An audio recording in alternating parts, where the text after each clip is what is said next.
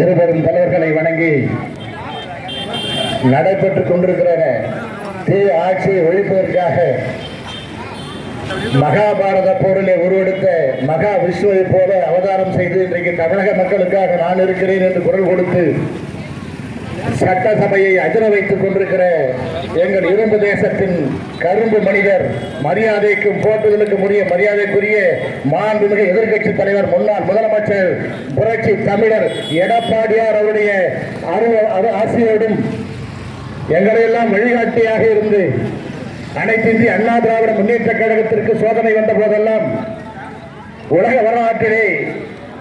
கண்டிராத அளவிற்கு வழக்குகளை சந்தித்த அனைத்து இந்திய அண்ணா திராவிட முன்னேற்ற கழகத்திற்கு தூணாகவும் துணையாகவும் வேறாக விருதாகவும் இருந்து கழகத்தை வழிநடத்தி கொண்டிருக்கிற எங்கள் ஆற்றல் மிகுந்த மாவட்ட கழக செயலாளரும் முன்னாள் சட்டம் நீதிமன்றங்கள் துறை அமைச்சரும் இன்றைய மாநிலங்களவை உறுப்பினரும் எங்களுக்கெல்லாம் வழிகாட்டியாகவும் திராவிட முன்னேற்ற கழகத்துக்கு சிம்ம சொப்பனமாக விளங்கிக் கொண்டிருக்கிற மாண்புமிகு அண்ணன் சி.வி. சண்முகம் அவருடைய பாதமலர்களை பணிந்து வணங்கி திராவிட முன்னேற்ற கழகத்தை சார்ந்த இந்த ஆட்சி அவலங்கள் இன்று நேற்றல்ல, கருணாநிதி காலத்தில் இருந்து தொன்று தொற்று வந்து கொண்டிருக்கிறவை என்றாலும் அவர்கள் திருந்திய பாடில்லை என்பதற்கு சாட்சி பொன்முடியின் பேச்சு. நடைபெறுகிற இந்த கூட்டத்திற்கு வருகின்றிருக்கிற காணை கிழக்கு ஒன்றிய கழகத்துடைய செயலாளர் அன்புக்குரிய சகோதரர் சி. ராஜா அவர்களே, மாவட்ட வழக்கறிஞர் பிரிவு செயலாளர் அன்பு சகோதரர் ஸ்ரீதர் அவர்களே, தொகுதி கழகத்துடைய செயலாளர் அன்பு சகோதரர் ராமலிங்கம் அவர்களே, மற்றும் திரளாக வருகின்றிருக்கிற காணை ஒன்றிய கழகத்திற்கு உட்பட்ட கழக நிர்வாகிகளே, பிற மாவட்ட நிர்வாகிகளே, அணி செயலாளர்களே, மகளிரையை சார்ந்தவர்களே, கிளைக்கழக செயலாளர்களே, கிளைக்கழக பிரதிநிதிகளே, முன்னாள் இந்நாள் ஊராட்சி பிரதிநிதிகளே, வருகின்றிருக்கிற பெரியோர்களே, பெற்றோர்களே, வணிக பெருமக்களே, பத்திரிகை துறை நண்பர்களே, காவல்துறை அதிகாரிகளே, அத்தனை பேருக்கும் காணை ஒன்றிய கழகத்தின் சார்பாக நெஞ்சார்ந்த வணக்கத்தினை சொல்லி, இதயம் புரட்சித் தலைவர் அம்மாவிற்கு பிறகு இந்த இயக்கம் கண்ட சோதனைகளை எல்லாம் இந்த நாடு அறியும். அதையெல்லாம் சொல்லி இந்த நேரத்தை நான் எடுத்துக்கொள்ளாமல் உங்களுக்கு தெரிந்த விஷயங்கள் அவையெல்லாம் இன்றைக்கு திராவிட முன்னேற்ற கழகத்தை சார்ந்த ஸ்டாலின் ஆட்சி பொறுப்பேற்றதில் இருந்து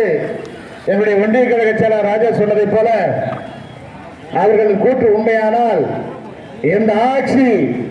வருகிற 2026 மக்களால் தூக்கி எறியப்படும் என்பதை இந்த நேரத்தில் பணிவோடு தெரிவித்துக் கொள்கிறேன். அதற்காக பிள்ளையார் மொழி போட்டவன் பொன்முடி, ஒரு விதத்தில் பொன்முடிக்கு நன்றி தான் சொல்லணும். காரணம் என்னன்னா, பல்வேறு சர்ச்சைகளை கிளப்பியவன் பொன்முடி, பல்வேறு சர்ச்சைகளுக்கு தலைமை தாங்கியவன் பொன்முடி, ஒரு மரியாதைக்குரிய அமைச்சராக இருந்து கொண்டு, ஒரு மாநிலத்துறை அமைச்சராக இருந்து கொண்டு, இந்திய திருநாட்டிலே ஊடகங்கள் எல்லாம் திரும்பி பார்க்கிற இடத்திலே அமைச்சராக இருந்து கொண்டு ஒவ்வொரு நிகழ்விலேயும் தன்னுடைய வக்கர முகத்தை ஆட்டோபாஸ் என்று சொல்வார்கள், அதை போல தன்னுடைய கொடுமையான குணங்களை எல்லாம் வெளிக்காட்டிக் கொண்டிருக்கிறார். இந்த ஆட்சி மக்களுக்கான ஆட்சி என்றால் உரையாக அந்த பொன்முடி என்கின்ற நச்சை விஷத்தை இந்த ஆட்சியில இருந்து வெளியேற்றி இருக்க வேண்டும். கையாளாக ஸ்டாலின்,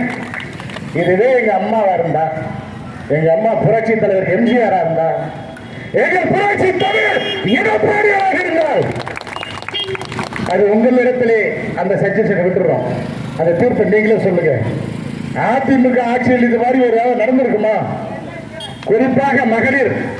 மகளிரை மையமாக வைத்து புரட்சி தலைவர் எம்ஜிஆராக இருந்தாலும் புரட்சி தலைவி அம்மாவாக இருந்தாலும் அதைத் தொடர்ந்து 4 ஆண்டு காலம் நல்லாட்சியை கொடுத்த என்னுடைய புரட்சி தலைவர் எடப்பாடியாராக இருந்தாலும் பெண்களை எந்த ஒரு சூழ்நிலையிலும் எப்பொழுதும் அமைச்சர் பெருமக்களாக இருக்கட்டும், கழக நிர்வாகிகளாக இருக்கட்டும்,